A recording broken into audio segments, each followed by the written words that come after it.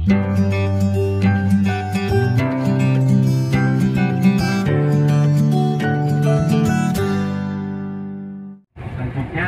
gunung yang ada di depan kita ini namanya Gunung Uhud. Gunung apa? Gunung Uhud. Perhatikan dulu sebelum terjadinya perang Uhud, di Gunung Uhud ini terjadi perang Uhud, makanya diberi nama dengan Gunung Uhud karena dijadikan perang Uhud. Dulu sebelum terjadinya perang Uhud, pada tahun pertama, pada tahun kedua, Rasulullah SAW menyerang pasukan kaum Quraisy yang dipimpin Abi Sufyan bin Harb yang baru saja datang, yang baru saja pulang dari Indonesia. Di pertengahan jalan di daerah Badar, mereka diserang oleh Rasulullah dan para pasukannya untuk balas atas kekerasan kaum kafir Mekah yang dilakukan pada kaum muslimin pada waktu tersebut di kota Mekah sebelum beliau hijrah. Kemudian Rasulullah merampas harta hasil dagangannya yang baru saja datang dari Indonesia, sehingga orang-orang kafir Mekah yang dipimpin oleh Abu Sufyan bin Harb mengalami kekalahan di perang Badar tersebut. Nah, 1 tahun berikutnya mereka ingin membalas dendam atas kekalahannya di perang Badar. Kemudian mereka berangkat berbondong-bondong membawa sebanyak 3.000 pasukan ke area Uhud ini untuk menyerang kaum muslimin di kota Madinah. Karena mendengar hal itu, Rasulullah kemudian bermusyawarah dengan para sahabatnya bagaimana apa yang akan kita lakukan untuk menghadapi serangan kaum kafir Mekah. Terus mereka bermusyawarah, lalu disetujuilah para kaum muslimin di Madinah yang dipimpin oleh Rasulullah berbondong-bondong menuju area Uhud ini dengan jumlah pasukan awalnya terdiri dari 1.000 pasukan. Namun di pertengahan jalan 300 diantaranya kembali yang dipimpin oleh Abdullah bin Ubay bin Salul atau yang dikenal dengan kaum munafik karena kembali di tengah jalan pada saat perang Uhud.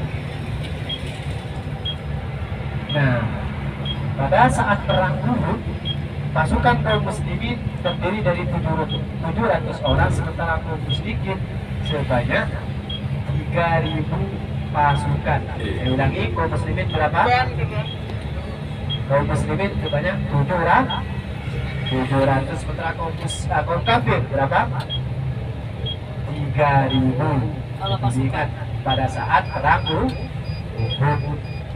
Nah, karena kalah pasukan, awalnya masih mendominasi orang muslim atau pasukan tersebut masih mendominasi peperangan. Karena Rasulullah membangun sebuah strategi di mana di situ ada 50 dari 700 orang, 50 diantaranya diperintahkan untuk menempati sebuah bukit kecil. Nanti saya akan tunjukkan namanya Jabal Rumat atau Bukit Pemanah. Dan diperintahkan, wahai sahabatku, wahai saudaraku, apapun yang terjadi kalian jangan beranjak dari tempat ini, kata Rasulullah yang 50 orang tersebut. Kemudian 650 orang lainnya menghadapi peperangan di daerah Gunung Uhud ini. Awalnya mendominasi karena pada saat itu kaum musyrikin sudah mundur. Perhatikan di depan, ada di depan masjid ada bukit kecil, itu yang namanya Bukit Pemanah yang ditempatkan oleh 50 orang pemanah di depan. Nah, kaum musyrikin sudah kalah. Awalnya sudah kalah. Sampai mereka melakukan gencatan senjata. Nah, ketika mereka mundur dari medan peperangan, meninggalkan harta kekayaannya, kemudian para pasukan Rasulullah yang ada di bukit kecil di depan kita ini semuanya turun. Hampir tidak tersisa sama sekali. Berbondong-bondong turun mengambil harta peninggalan orang musyrik, orang kafir Mekah. Nah, dari celah itu dimanfaatkan oleh Khalid bin Walid. Kemudian Khalid bin Walid menyerang kaum muslimin yang sedang lengah sibuk merebut harta kekayaan orang musyrik yang ditinggal. Kemudian Khalid bin Walid dan pasukannya menyerang kembali, mengitari Gunung Uhud ini.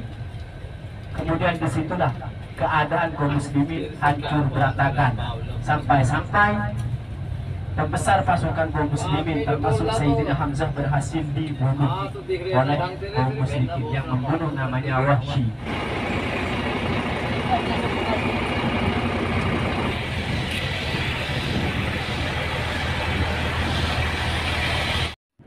Baik sahabat Dias, kita sudah sampai di Jabal Uhud.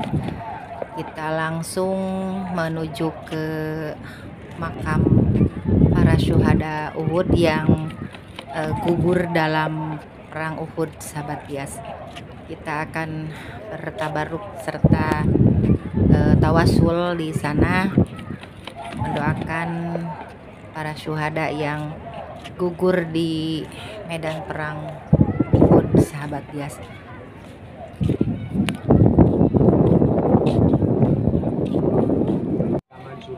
Para pasukan Rasulullah, pasukan kaum muslimin yang mati syahid di dalam peperangan Uhud. Makanya disebut dengan syuhada. Jumlahnya ada kurang lebih 70 orang. Namun dari 70 orang tersebut diantaranya ada Mus'ab bin Umair, pemegang bendera pada bendera kaum muslimin pada saat perang Uhud. Dan ada paman Rasulullah yang bernama Sayyidina Hamzah yang dibunuh. Dan masih banyak lagi sahabat Rasulullah yang dikenal namanya. Dulu pada saat dikuburkan semuanya masih tertata tertib. Siapa namanya, siapa orangnya dikuburkan di sini. Kemudian pada kurun waktu yang sangat lama di sini terjadi banjir bandang sehingga menyebabkan seluruh jasad, seluruh mayit yang ada di Gunung Uhud, yang ada di syuhada ini terangkat dari kuburnya. Dan masya Allah, walaupun sudah puluhan tahun lamanya, jasadnya masih utuh sebagaimana orang yang baru saja meninggal, masih bersih dan darahnya masih wangi. Nah, kemudian karena sudah tidak ditemukan posisi ini di mana, posisi yang satunya si A di mana, si B di mana, kemudian dikubur lagi secara ngasal. Tidak sebagaimana yang awalnya yang pertama, karena sudah lamanya sudah hampir 50 tahunan, puluhan tahun lamanya. Ini tentang syuhada Uhud. Jumlahnya berapa tadi? 70 orang. Di antaranya ada Sayyidina Hamzah merupakan paman Rasulullah, dan Sayyidina Hamzah ini yang disebut dengan singanya Allah dan orang yang paling gencar membantu perjuangan Rasulullah dan paling gencar menghadapi perlawanan dari kaum musyrikin. Setelah itu mari kita kirimkan Fatihah terhadap para syuhada dengan harapan kita semoga nanti kumpulkan bersama mereka di surga. Amin amin Allahumma amin. Sallallahu alaihi wasallam.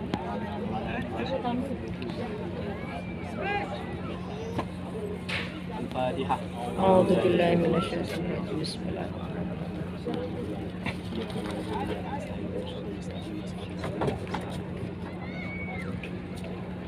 Mari kita foto bersama.